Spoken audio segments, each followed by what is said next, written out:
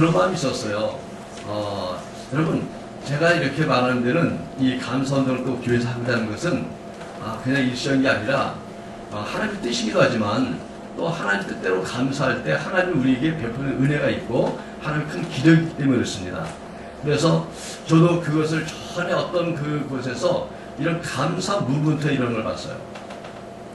거기에서 감사운동을 벌였는데 정말 온교인들이 또 감사에 동참해서 하다 보니까 그분들의 삶 속에 정말 놀라운 일이 벌어지고 모든 삶이 호전되고 간증이 막 일어나는 것 같습니다. 그 얘기를 제가 언뜻 들었어요. 근데 그것이 저는 이해가 되는 거예요. 왜냐하면 하나님 말씀을 순종할 때 하나님 말씀은 거기에 반드시 하나님의 어떤 약속 또 축복 거기에 대한 보상이 있거든요. 하나님 말씀은 우연이 없습니다. 하나님 말씀은 세상을 만드신 분의 말씀이기 때문에 그분은 그냥 좋은 얘기로 하는 법이 없습니다. 그분의 말씀은 세상을 움직이는 법칙이고 그분 말씀대로 할 때 거기에는 당시에 좋은 계획들이 거기에서 나타나는 거거든요. 그래서 여러분, 우리 교회가 범사에 감사하는 운동을 벌려낼 줄 있습니다. 범사에 감사하는 것은 모든 일에 감사하는 거예요. 모든 일이라는 것은 어떠한 산에서 감사하는 거예요. 지난주에 말씀드렸지만 바울은 자기 육체에 가시가 있었어요. 그 얘기는 어떤 질병이 있었다고도 얘기합니다.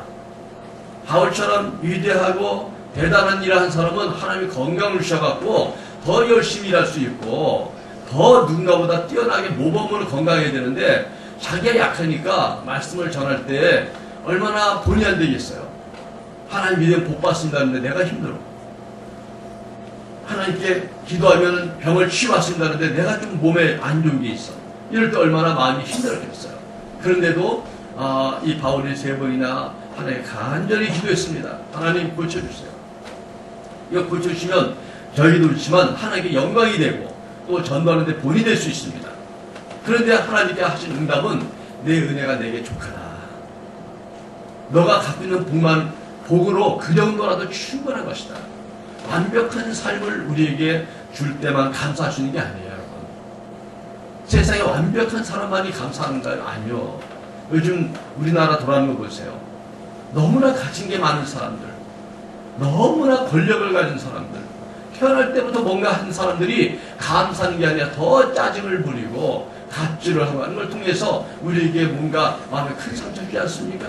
그걸 통해 볼 수 있는 것은 뭔가 많이 완벽하게 가지고 있는 소유에 의해서 삶이 감사한 게 아니라는 거죠. 사실은 감사의 어떤 척도가 높은 나라들을 해봤더니 우리나라는 감사보다 스트레스가 많은 나라예요. 도리어 감사 많은 나라는 저 방글라데시나 어렵고 가난한 나라입니다.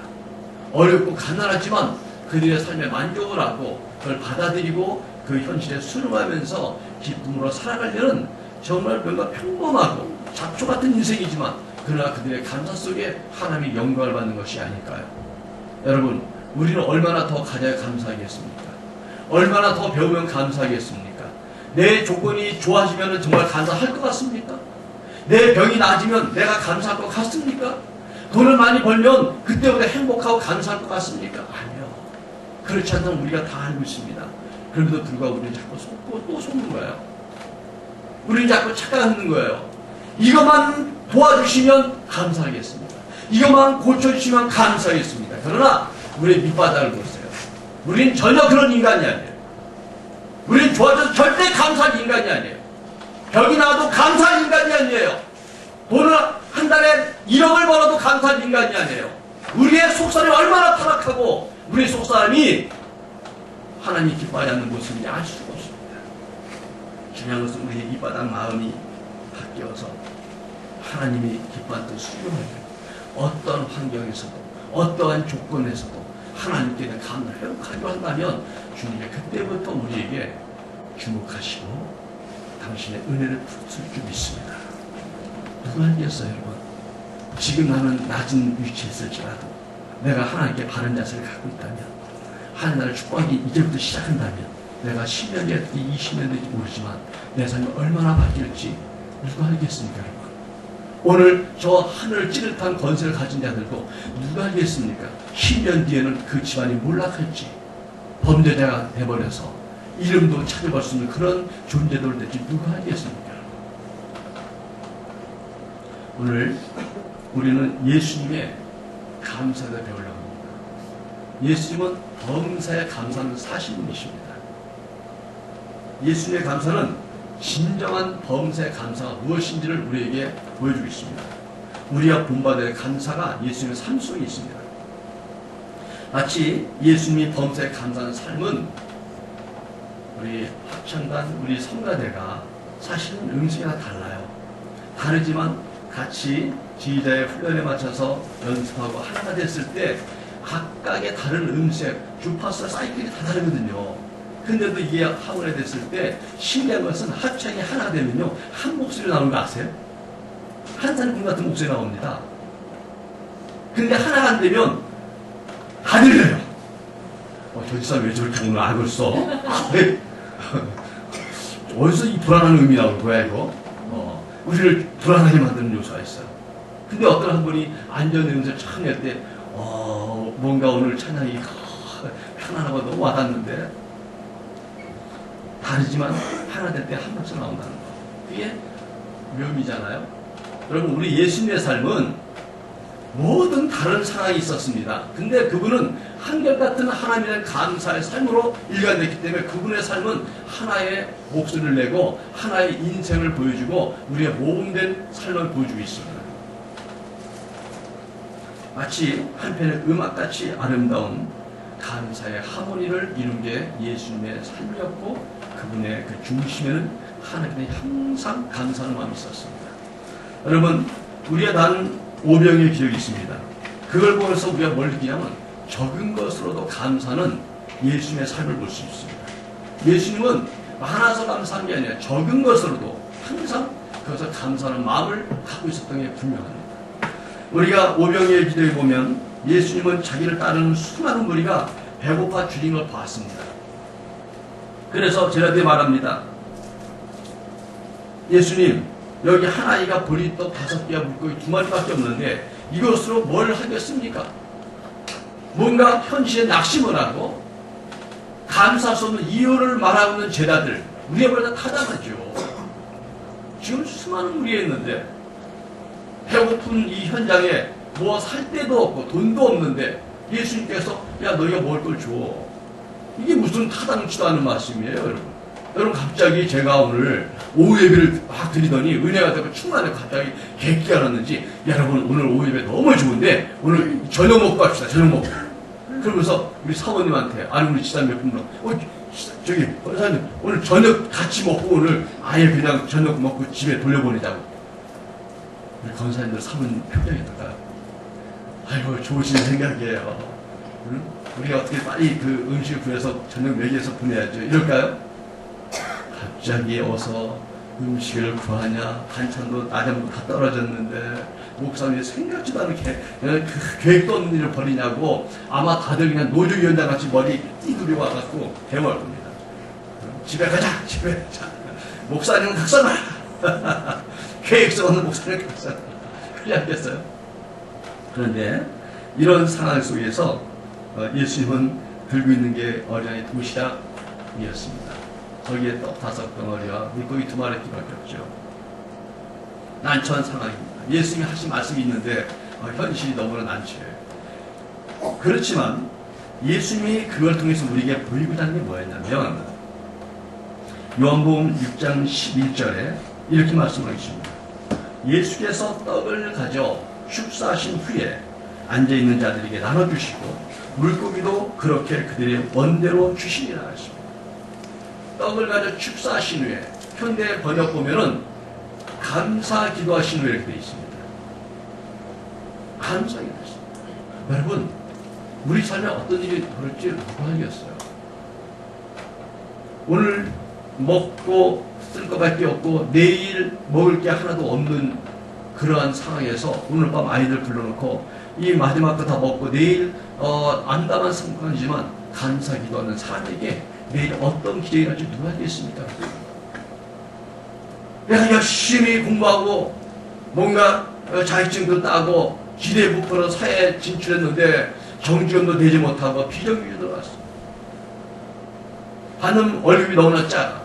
난간 비교해서 적고 내 상황이 별로 만족스럽지 못해. 내가 이겨보려고 이렇게 공부했나? 그런 상황이지만 이런 상황에서도 하나님께 일할 수 있음을 감사합니다. 아직 건강이 있고 나한테 미래가 있으니 감사합니다. 이제 지금 비록 적지만 하나님, 난 하나님의 은혜를 믿습니다. 감사하며 살겠습니다 하고 적은 월급에 감사하는 사람에게 10년 뒤에 그가 어떻게 될지 누가 알겠습니까? 내가 오늘 적은 것에 감사했다 해서 그것이 타당치 못한 것입니까? 오늘 먹을거리 없다 해서 내가 불평불만을 당연하게 보이십니까? 삶을 바꾸는 사람들은 뭔가 다른 것이 항상 있습니다. 많은 사람들이 자신에게 있는 것은 보지 못하고 다른 사람이 가진 것만 보면서 비교하다가 결국 불행해진 것입니다. 큰 것, 좋은 것, 많은 것만 보고 작은 것, 사소한 것, 평범한 것의 소중함을 잘 보지 못하고 불평하는 사람이 있습니다. 작은 것에 감사하고 작은 것을 소중히 여기는 마음에서 감사의 열매가 맺힌 것을 예수님의 감사에서 배우게 됩니다. 오병의 기적을 통해서 기적 자체만 바라보지 마세요. 바라보지 마세요. 난처한 상황에서 감사하는 예수님의 자세를 보십시오.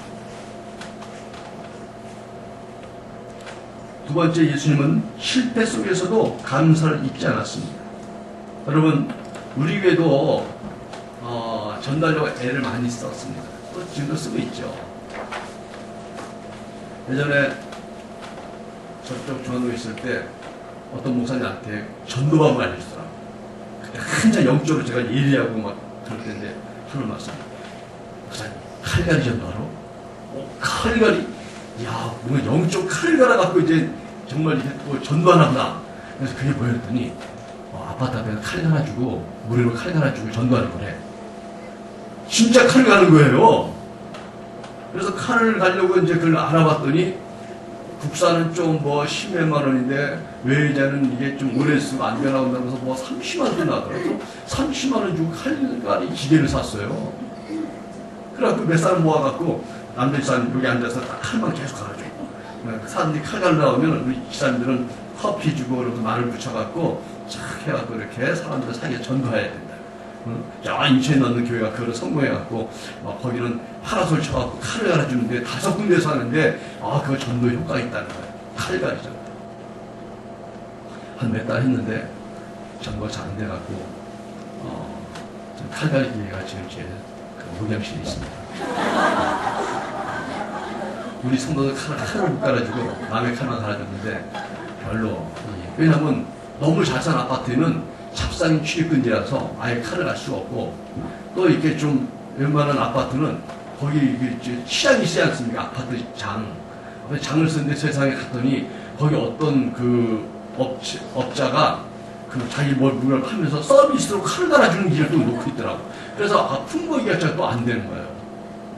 해보니까 한 2군데 어떻게 되는데, 이거 할 때마다 어렵고, 그래서 이게 지역이 나눠서 그런지 좀 가망스럽더라고요. 그래서 칼갈이 기계만 사놓고, 언제가 제가 강구하겠습니다. 칼들 갖고 제가 다 갖고 가면 칼 갑시다. 우리 교인 칼에도 갈아줘야지. 어떻게 보면 칼갈 전도는 실패한 거예요. 여러분, 교회마다 이렇게 전도가 있는데 실패할 수 있어요. 예수님도 전도 여행에서 실패했을 맛을 봤습니다. 열심히 복음을 전했는데 돌아온 것은 수치, 조롱한 사람들, 멸시하는 사람들이 많이 있었습니다. 예수님도 전도에 실패할 수 있다는 것. 그럴 때 얼마나 화가 났겠어요. 예수님이 화를 냈습니다, 진짜로. 수고한 것에 비해서 열매가 너무 터무니없이 초라했어요. 그래서 특별히 신경을 많이 쓰고 했던 그 지역이 있는데, 그 지역 사람들이 복음을 배척하고 반대하니까 마태복음 11장 21절에 예수님이 이랬습니다.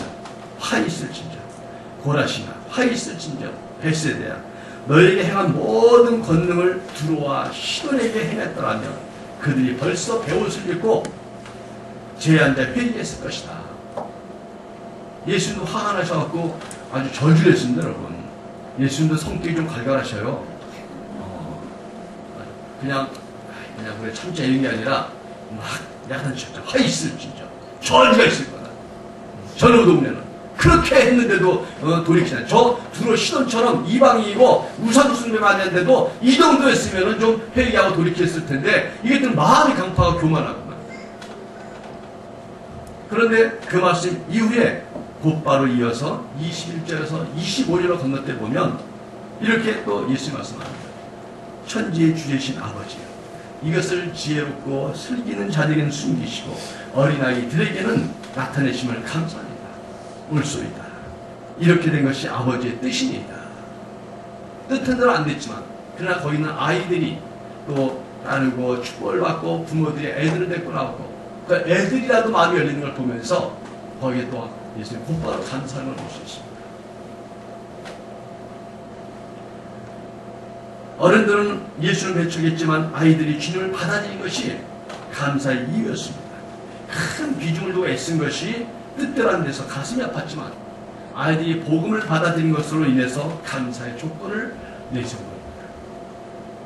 그래서 이 모든 것이 다 아버지의 뜻 안에서 이루어진 것이므로 이 결과도 아버지의 뜻으로 인정하고 옳습니다. 이렇게 된 것은 아버지의 뜻입니다라고 말씀한 거죠. 여러분, 우리도 일이 풀리지 않고 실패를 경험할 때 우리는 자신과 타인을 향해 분노하고 좌절하고 낙심합니다. 그렇지만 실패와 고통 중에서도 감사거리를 찾는다면 하나님 반드시 갑절의 은혜를 줄 줄 믿습니다. 유명한 성경 주석가 메툴리라는 분은 감사기는 더하기와 같다, 플러스 하는 것과 같다. 모든 것에 감사하면 거기에 하나님의 축복이 더해진다고 고백을 했습니다. 여러분, 실패 속에서도 감사를 잃지 않는 예수님을 닮길 주님을 축원합니다. 세 번째, 예수님은 슬픔의 자리에서도 감사했습니다. 나사로의 무덤가에서 예수님이 나타났습니다. 바쁜 사역으로 나사로가 친한 사람이고 친한 친구에도 불구하고 죽으니 나으리자라고 그랬습니다. 도착했을 때는 이미 썩은 악취가 진동해서 그를 밖에 둘 수 없어서 이미 장사 지내서 돌 그 구멍에다 넣고 큰 돌로 막아버렸습니다. 이스라엘은 이렇게 돌을 파서 동굴을 만들거나 아니면 잘 있는 동굴을 이용해서 많이 무덤을 삼거든요. 그래서 그 앞에를 돌로 이렇게 막아놓습니다. 그래서 부자들은 그런 좋은 자연적인 좋은 입지를 미리 사놓거든요. 이 주님은 나사로의 죽음을 안타까우면서 슬픔의 눈물을 흘리셨습니다. 요한복음 11장 33절과 35절 보니까 이 슬픔의 상황에 예수님이 함께 슬픔을 볼 수 있습니다. 예수께서 그가 우는 것과 그럼 예수도 우셨다는 거예요. 예수님 우셨어요. 그 슬픔의 현장에 슬픔을 느끼셨습니다. 또 함께 온 유대인들이 우는 것을 보시고 심령에 비통이 여기셨구나, 그걸 불쌍히 여기셨구나, 예수께서 눈물을 흘리시더라 했습니다. 사람들에게 죽음은 이미 모든 것이 끝난 것을 의미합니다. 절망을 의미하죠. 무덤을 가로막고 있는 돌문은 산자와 죽은 자를 갈라놓는 담이 되어버렸고 절대로 살아 들어올 수 있는 영원한 다리를 뜻합니다. 슬픔과 애통이 가득한 자리에서 우리는 할 말을 찾지 못하고 사실은 우리가 문상을 가보면 유료만만 전하기가 급급합니다. 무슨 말 할 수 있겠어요? 그런데 예수님께서 이런 상황에서 나사로의 무덤 앞으로 가셔서 외칩니다. 돌을 옮겨놓아라. 예수님이 슬픔의 장소에서 이 슬픔을 치유하기 위해서 당신의 능력으로 기적을 일으키기 위해서 나사로의 돌문을 옮겨놓으라는 거예요. 그런데 예수님이 기적을 일으킨 그 순간 바로 그 전에 예수가 하신 기도를 보면은 요한복음 11장 41절입니다. 예수께서 이 기적을 일으키기 전에 무슨 기도 하셨습니까? 아버지여, 내 말을 들으신 것을 감사합니다. 슬픔의 장소에서 당신의 은혜를 구하는 그러한 예수님의 기도는 감사기도 시작했답니다. 여러분, 우리는요 힘들고 슬픔의 장소에서는 원망하면서 기도합니다. 주님, 어떻게 이럴 수가 있어요? 저희한테 어떻게 이럴 수가 있어요? 우리 아버님이 얼마나 친하게 좋으신 분인데 이렇게 쉽게 데려갈 수 있어요? 우리 집이 얼마나 예수를 잘 믿는데 우리 집안에 왜 이렇게 슬픈 일이 닥쳐야 돼요? 예수님, 너무 속상합니다. 너무 억울합니다. 도와주세요. 우리 이렇게 기도합니다. 예수님도 슬픔을 느꼈지만 원망하지 않았습니다. 그래 감사했습니다. 여러분, 우리 이렇게 말할 수 있어요. 오, 예수님은 기적이 일어날 거니까 그걸 알고 감사한 것이죠. 그럴까요, 여러분? 예수님이 만약에 반대로 하나님께 원망하면서 하나님, 왜 내가 사랑하는 친구 나사를 이렇게 비참하게 죽게 했습니까? 속상합니다 하고 기도하셨을까요? 그럼 기적이 일어났을까요? 여러분, 우리의 삶에서 많은 무기력을 경험하고 죽음을 경험합니다. 여러분, 죽는다는 게 뭐예요? 소망이 끄는 걸 죽는다 그래요. 사업체가 부도나면 사업체가 죽은 거죠. 건강이 크게 지면 건강이 죽은 거죠. 어떤 하고 싶은 일이 안 돼버리면 그 일이 죽은 거죠. 우리가 어떤 일을 따려고, 프로젝트를 따려고 입찰을 넣습니다. 입찰을 넣을 때, 저도 주장할 때 보니까 어떤 큰 걸 입찰하는데 그 당시 돈으로 3천만 원을 들여서 입찰에 응하더라고요. 입찰을 준비하는데 3천만 원이 들어왔어요. 그게 80년도 얘기니까 그게 지금 얼마 됐겠어요, 여러분? 그때 집안채가 몇백만 원 안 해요? 3천만 원 돈을 들여서 입찰하는데 떨어지면 3천만 원 없어지는 거예요. 그 일을 위해서 그 입찰하는데 그렇게 투자하더라고요. 근데 그것이 안 돼버리고 입찰에 떨어지면 그 프로젝트는 죽은 거죠. 업무가 똑같은 거예요. 그걸 따기 위해서 애썼던 그 모았던 자료라든가 준비했던 모든 것들은 물거품입니다. 아무 필요 없는 거거든요. 그게 죽은 거죠. 그 건이 죽은 거예요. 그 프로젝트가 죽은 거예요. 우리 삶에 많은 죽음을 경험합니다. 우리 학생들이 어떤 학교를 가고 싶었는데 그 학교를 못 가고 말았어요. 그 희망이 죽은 것이죠. 우리는 많은 죽음을 경험합니다. 그럴 때 많은 사람들이 자신의 삶 속에서 크고 작은 죽음을 경험할 때, 내 꿈들이 죽어가는 그 죽음을 경험할 때 우리의 마음에 뭐가 쌓입니까? 원망, 불평, 낙심, 절망, 속상함, 비교의식, 열등감, 우울감, 죽고 싶음, 이런 것으로 계속 그 죽음에 대한 상처를 쌓아서 내 속에는 하나의 무덤이 형성된 거 아니겠어요? 내 속에 죽어있는 꿈들을 살릴 수 있는 그 기적은 무엇입니까? 예수님께서 돌문을 옮겨놔라. 우리의 죽음의 돌문을 불러들고 우리가 감사합니다. 주님, 이 모든 상처와 이 모든 죽음을 위하여 감사합니다. 비록 내가 상처를 입었지만 그 상처 나를 성숙하게 하고, 비록 그 꿈은 안 됐지만 난 새로운 길을 찾을 수 있는 가능성을 향해 다가가고 있고, 비록 그것은 내 뜻대로 안 됐지만 그러나 나는 용기를 잃지 않는 것을 감사합니다. 내 마음은 죽지 않았고 아직도 생명이 충만합니다. 나에게 기회가 있습니다. 하나님은 좋으신 분이시고 나에게 더 큰 계획을 주실 것 믿기 때문에 나는 주님을 찬양합니다. 그 일이 안 될 수 있지만 그 일을 통해 우리는 새로운 꿈을 갖는 거 아니겠어요? 여러분, 우리 인간은 언젠가 죽습니다. 근데 분명한 것을 말씀드릴까요? 내 육체가 죽어야 나는 영생을 향해 갈 수 있는 길을 보게 되는 것입니다. 여러분, 우리 100세 시대를 살고 있다 그래요. 120살. 글쎄요, 아직까진 그게 좋아 보이지 않아. 왜? 80만 넘어도 사는 게 힘들어요. 우리 어머니도 여기 계시지만 허리가 아픈 채로 20, 30을 더 타는 게 그게 행복해 보이지 않아요. 여러분, 우리가 젊은 사람들은 못 느꼈지만 그래도 잠깐 경험할 수 있잖아요. 어느 날 몸살로 죽을 것이 아플 때가 있어. 그런데 갑자기 이러다 죽는 거 아니야 생각도 들어와요. 그리고 이렇게 힘들게 산다면은 아유, 이게 준영이 낫겠다 이럴 수 있어요. 여러분, 우리 예수님은 나사로의 죽음 앞에서 슬픔을 느꼈지만 감사했습니다. 그분 안에 많은 것이 실패를 경험했고 상처를 경험했을지라도 그분 마음에는 상처로 인한 낙심으로 자기의 인생의 무덤을 만들지 않고 감사로 그 문제를 해결했습니다. 예수 안에는 원망이나 불평의 그 무덤들이 없어요.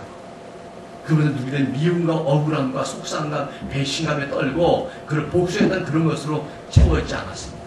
예수님 속에는 하나님의 감사로 그 은혜 속에 살릴 수 있습니다. 여러분, 감사가 쉽게 나온 걸까요? 아니요. 평소에 하나님을 향한 확실한 신뢰심과 믿음을 가진 사람만이 감사할 수 있는 것이죠. 예수님 먼저 하나님 감사한다로 기도를 시작했습니다. 예수님의 감사는 너무나 상식받겠죠. 초상집에서 금기시되는 언어가 뭐예요? 감사입니다. 지난번에 노인에 했던 우리 목사님이, 우리 목사님들 가끔 그런 실수 잘해요. 자신도 모르게 그냥 나오는 상투어가 감사합니다.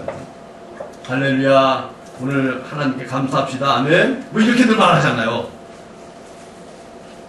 이 초상집에서 장례 예배를 하면서도 할렐루야, 여러분이 와서 감사합니다. 오늘 이렇게 하나님께 감사하게 오늘 예배를 통해서 은혜를 남기시니 감사합니다.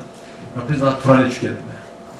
지금 초상집에 와서 자꾸 감사하다는 얘기 나오니까 당신도 느꼈어요, 그걸 중간에. 이제 해명하는 게 굉장히 어려워지는 거예요. 아, 뭐 살다 보면 뭐 어쩌고 저쩌고 막 하면서 근데 나도 모르게 감사한 얘기를 막 입에 배워갖고 처음부터 감사하다는 얘기. 쉽지 않죠. 그러나 예수님은 죽음 이후에 부활이고 영생이고 하나님의 계시기에 슬픈 일이 아니라 감사해야 한다는 것을 예수님은 알고 계신 분이셨고, 프란체스코의 태양의 노래를 읽어보면 그가 세상의 모든 것을 바라보고 하나님께 감사하는 노래가 있는데 마지막 죽음까지 감사하는 내용이 나옵니다. 해를 인해 감사하고, 달을 인해 감사하고, 무별들을 인해 감사하고, 산천 초목을 인해 감사하고, 형제 자매로 인해 감사하고, 하나님의 지으신 천지 만물을 인해 감사하고, 내 자매의 죽음에 대해서 감사합니다. 그가 평안한 주님의 풍속하기 때문에 주님 안에서만 죽음은 감사로 승화될 수 있습니다.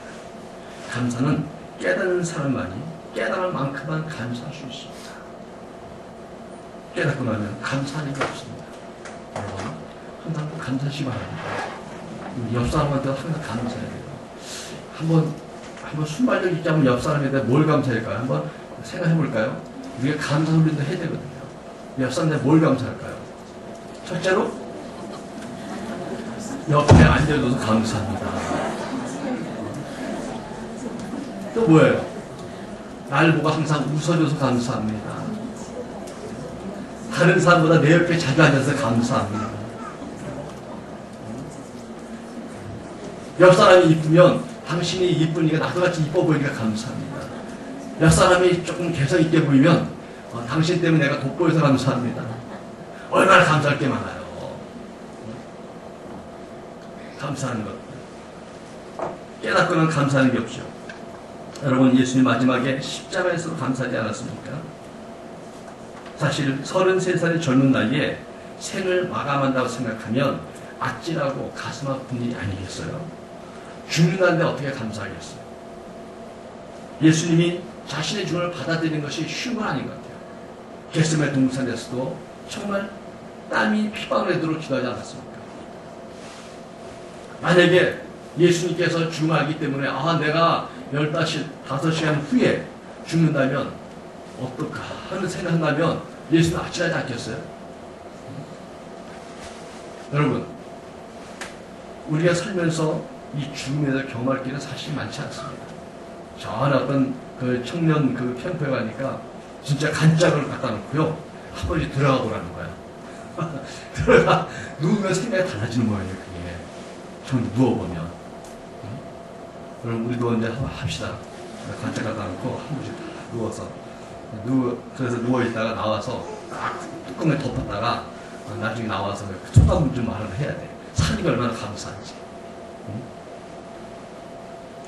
아마 사형이란 말만 들어도 몸소리치고 정신이 잃을 정도로. 그러나 예수님도 주 앞에서 밤새 기도하시는데, 그러나 누가복음 22장 17절과 19절을 보니까 예수님께서 이 기도 후에 제자들을 불러 모으시고 만찬하시면서 표현하신 게 뭐냐면 이에 잔을 받으사 감사기도 하시고 또 떡을 가져 감사기도 하시고 곧 죽으려고 마지막 만찬하는 그 만찬 자리에서 우리 어떤 눈물로 이별식을 하고 눈물로 내 죽음을 너희들이 이해하고 그음에 동참해달라 해야 되는데 그게 아니라 감사기도 하시고 감사기도 하시고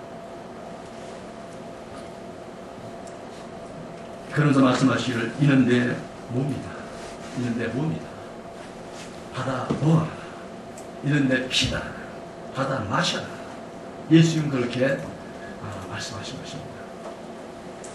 주님은 죽음의 시간 십자가를 앞에 놓고 감사를 드리셨습니다. 당신의 몸을 내어놓으며 감사기도를 드리셨습니다. 33세의 죽음을 앞두고 마지막 만찬에서 드린 주님의 감사야말로 온전히 자신을 버린 감사하고 감사님에 감사할 수 있습니다. 죽음을 앞둔 감사는 오직 영생에 대한 확실한 소망, 부활의 소망을 가진 사람만이 할 수 있는 감사입니다. 여러분, 오늘 이 자리가 그냥 건강한 자리지만 그러나 우리가 영생 확신이 있다면, 부활의 소망이 있다면 죽음의 시간에도 우리가 감사하겠다는 마음을 오늘 갖기 좀 축원합니다. 감사해요. 감사해요. 어떤 목사님 그런 예를 드는 것 같습니다.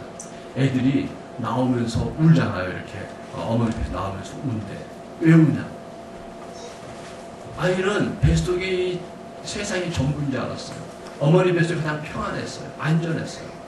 그런데 갑자기 이 다리 차면서 아이가 이제 다리 차 나오려고 그러면 이상하게 양수가 이렇게 돌고 그러면서 몸이 움직이게 되면 아이가 나올 수 있는 준비가 되거든요. 그러니까 아이는 갑자기 급격한 변화가 오는 거예요. 몸이 돌아가고 움직이는데 뭔가 새로운 변화가 나에게 오고 있는 거예요. 이 아이는 불안을 느낍니다. 왜? 경험 못한 일이 벌어지고 있어요. 뭔가 두려워요. 알 수 없는 위기가 오는 것 같아요. 그래서 자기 어머니 몸에서 빠져나갈 때 그는 그 불안 속에서 눈물을 터뜨린 것이죠. 그런데 태어나 보니까 전혀 다른 세상이 또 있더라고요. 넓은 세상이 있었어요. 우리도 우리 육신의 죽음을 통과할 때 우리는 이 땅이 전부인 줄 알았지만 사실은 그래서 불안하고 두렵고 이걸 거부하고 그랬었지만 만약에 우리가 그 너머에 영생이 있고 하나님의 세상이 또 있는 걸 우리가 분명히 알 수만 있다면 여러분 우리는 두려움 앞에서 통과할 수 있습니다. 아멘. 우리가 이 확신을 가져야 돼요. 스펄전 목사님의 감사 내용이 있습니다.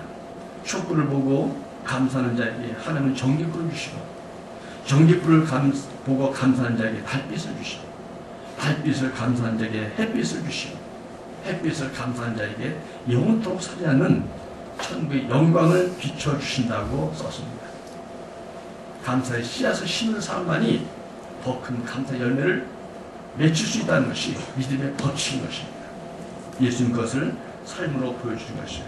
그래서 여러분 우리는 범사에 감사한 삶을 훈련하게 주님을 축원합니다. 오늘 한번 옆 사람에게 한번 결단을 말해주세요. 부르기를 더 좋을 것 같아. 앞으로 내가 감사한 삶을 살겠어. 내가 앞으로 감사한 삶을 살겠습니다. 이렇게 한번 확실하게 한번 말을 해주세요. 지금 말 안 하는 사람은 수상사례입니다. 자, 앞으로 감사한 삶을 살겠습니다. 앞사람한테 말해주세요. 금방 결단하셨어요? 한번 확인해주세요. 확인 사살. 결단하셨어요? 앞사람에 물어주세요. 감사기 훈련해야 돼요. 훈련. 세문안 교회를 담임했던 김동희 목사님이 암에 걸려서 큰 수술을 받고 3년간 투병생활 하시다가 소천하셨습니다. 그분이 투병생활 하시면서 쓰신 설교문에 이런 글귀가 나옵니다. 수술 후 아슬아슬한 순간을 느끼면서 아침에 일어나 먼저 하나님 오늘 아침에도 눈을 뜰 수 있게 해주신 것 감사드립니다 하고 기도했다. 이 기도밖에 나오지 않았다. 이렇게 써 있습니다. 아침에 눈을 뜰 수 있다는 것이 감격하다는 거죠. 우리는 더 이상 헛된 욕심과 허영에 휘둘려서 이 세상을 살아가지 말아야 됩니다. 그렇습니다. 여러분 지금 이 순간에 내가 살아있는 것이 얼마나 감사인지를 깨달아야 됩니다. 일본의 테라스로 불리던 다마키 여사는 우리의 삶은 존재 그 자체로도 의미가 있다는 것을 깨닫고 감사해야 된다고 말했습니다. 우리의 삶은 존재 그 자체로도 의미가 있다. 그것을 감사해야 된다는 거예요. 존재 자체. 여러분, 우리 아이들이 열등감이 시달려요. 왜? 나는 언니보다 공부를 못해. 나는 또 동생보다 안 이뻐. 뭐 이런 거 갖고 열등감이 시달리고 막 그래요. 속상해하고 경쟁하고 서로 막 이기려고 하고. 근데 부모 눈으로 보세요. 여러분, 어떤 애가 더 이쁜 거예요? 똑같습니다. 부모 보기는. 물론 말다된 애 더 이쁘긴 하죠. 하지만 절대 그 말 안 하죠. 왜? 기본적으로 아이들이 둘 다 이쁘거든요. 다 이뻐요. 다 사랑스러워요. 여러분, 어떤 애를 그 성적 받아올 때 칭찬해요? 매일 100점만 받아오는 아이가 있어요. 첫애는. 근데요, 둘째가 70점을 받아왔어. 그 엄마가 70점짜리 막 칭찬해요. 아이고, 그러니까 성적이 올랐어. 아이고, 우리 애 착한, 야, 열심히 하더니 진짜 잘했다. 100점 맞아오는 애는 칭찬을 안 해요. 왜? 걔 원래 100점이에요. 근데 이놈은 항상 40점이었거든. 40점에 70점이에요. 얼마나 이뻐요, 여러분. 부모만 그런 거예요. 연약하고 부족해도 걔가 좀 건강하고 애쓰는 것만도 감사하잖아요. 우리 주님이 우리를 존재의 그 자체로 사랑하십니다. 바마께서는 평생을 한센병 한우들을 돌보면서 살다가 결국은 자신도 한센병에 감염되었습니다. 그런 증세가 나타나자 이렇게 고백을 했습니다. 눈썹이 빠지면서 눈썹의 고마움을 알았다. 먼지가 눈에 들어가지 않는 것이, 먼지가 눈에 들어가는 것이 이렇게 고통스러운 줄을 미처 몰랐다. 하나님이 내게 병을 주셔서 여러 가지 감사의 마음을 알게 하신 것이 얼마나 고마운지 모른다. 이제 육신의 눈이 가려지고 영의 눈이 열리게 되어 감사하다. 이렇게 썼습니다. 소유를 통해서 행복을 확인하려 하면 불행할 수밖에 없습니다. 존재 그 자체로 감사할 때 행복의 의미를 깨달을 수 있습니다. 성도 여러분, 우리는 범사에 감사를 하십니까? 예수님 마치 하늘의 악기처럼 삶의 모든 면에서 감사의 삶으로 그분의 한 평생을 또 그의 일생을 그려냈습니다. 연주해냈습니다. 그분 속에는 불안하고 변덕스럽고 상했다는 움직임이 아니라 어떤 상에도 변함없는 감사의 삶을 살았습니다. 그분이 말씀하기를 적은 것에서 감사해라. 실패 속에서도 감사를 잊지 마라. 슬픔의 자리에서도 감사하라. 자신이 간다는 십자가로 인해 감사하라. 여러분, 이 네 가지 중에 어떤 것을 실천하고 있고 어떤 건 못하십니까? 여러분 한번 오른손을 이렇게 들어줍시다. 네 개를 딱 해서 웃겠습니다. 제가 예수님의 삶 네 가지를 갖다 할 때, 나 그거 난 하고 있습니다면 이렇게. 그건 안 되는데요. 그러면 이렇게. 이까지 하면 안 됩니다, 이게. 자, 네 가지. 난 오케이 이러면 몇 가지를 시행하는가 하는 거예요. 못하는 것만 오늘 결단하십시오. 자, 난 적은 것에도 감사하는 삶을 사는 편이다. 자, 맞든 이렇게 하시는 겁니다. 자, 두 번째.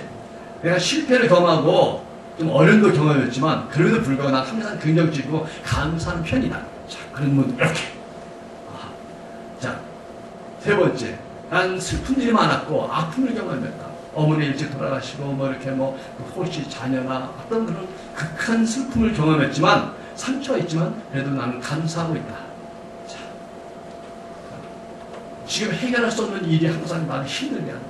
이거 나의 십자가. 이 십자가 언제 끝날지 모른다.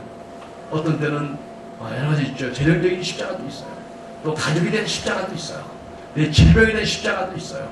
또 뭔가 나만의 어떤 십자가 있습니다. 그러나 이 십자가 내 죄가 아니라 내가 억울하지만 감당하고 내가 좀 하면 되겠다는 그런 십자가 어쩔 수 없지만 나는 그걸 감당하며 감사합니다.